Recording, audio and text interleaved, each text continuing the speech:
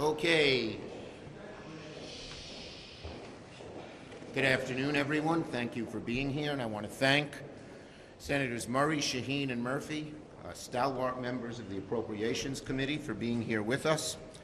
Now, we're days away, once again, from a government shutdown, all at the hands of this endless MAGA madness. The only way to avoid a shutdown is very simple: bipartisanship. We need a bipartisan bill in the House. We need a bipartisan bill in the Senate. And then we will be able to avoid a shutdown and keep the government funding.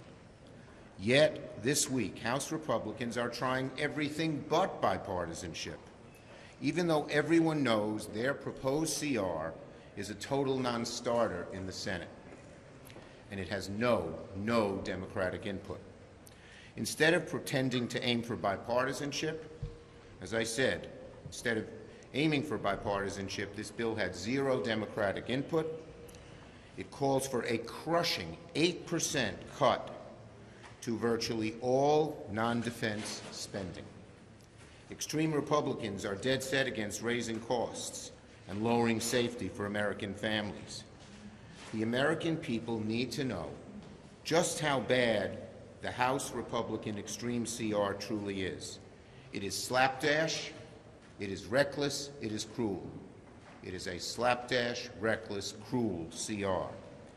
This slapdash CR would decimate investments in life-saving research, hollowing out the National Institute of Health. Who in America wants to cut cancer research? Some of the House Republicans do.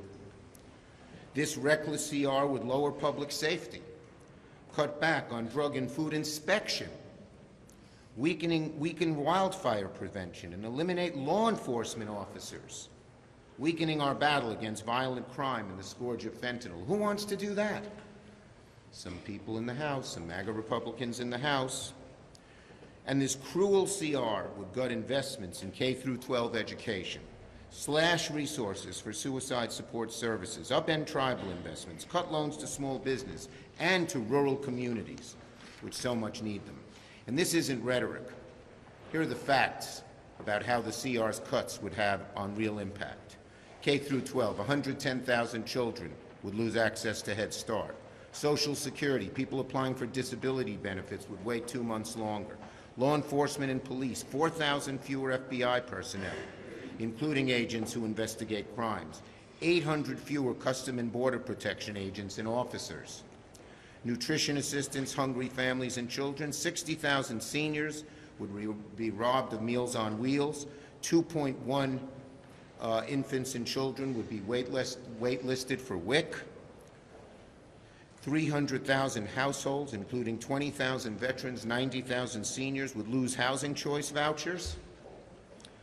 250,000 Americans would be denied job training and employment services. And the list goes on and on and on. We'll be sure to get these facts to you as soon as we can. And Debbie Stabenow will have some of those as well from the DPCC. But we all need to be disciplined in repeating all of this. Now, this week, the Senate will also be welcoming President Zelensky as he makes his case for standing against Putin when the House Republicans say you're on your own and don't want to give him any help at all. Nothing would make Putin happier than to see us waver in our support for Ukraine. Providing aid is not just a matter of Ukrainian security, it's a matter of American security, because a victorious Putin is an emboldened Putin, making the world less safe for democracy. Ukrainian aid could have been a great opportunity for bipartisanship in the House as it is in the Senate, but the hard right prevented that from happening too. So, what's the word that describes what's going on in the Republican-controlled House? Chaos. But while the Republican House has chaos, here in the Senate we have shown that bipartisanship can work and can get things done. And tomorrow we'll get the chance to make sure that bipartisanship continues. Yesterday, Senator Murray, our great chair, who's done an amazing job as chair of the Appropriations Committee, moved to suspend Rule 16, file cloture on that motion, and plan to vote tomorrow on our bipartisan appropriation bills. Now, our colleagues on the other side have asked for two things. That we do the appropriations bills, because they don't want to have an omnibus at the end, and that we do them in regular order. We are doing both. We are doing both. But one senator from Wisconsin wants to block all that. And we plead with our Republican colleagues to not let him succeed and not let the hard right tail wag the dog of the Republican Party in the Senate and wag the whole Senate as well. Our Appropriation Committee leaders have asked to consider appropriation bills on the floor. It's with their cooperation that these three bills, Milcom Ag and THUD, were brought to the floor for consideration. We want to work with our Republican colleagues and get this done, and we hope that vote will vindicate that hope. Tomorrow's vote will be a chance to ensure we keep the bipartisanship going. I thank my colleagues on the Appropriation Committee, three of whom are here today, and particularly Chair Murray and Vice Chair Collins for their great work. And even more important, I hope the House can find the wisdom to follow the Senate's bipartisan route. Senator Murray.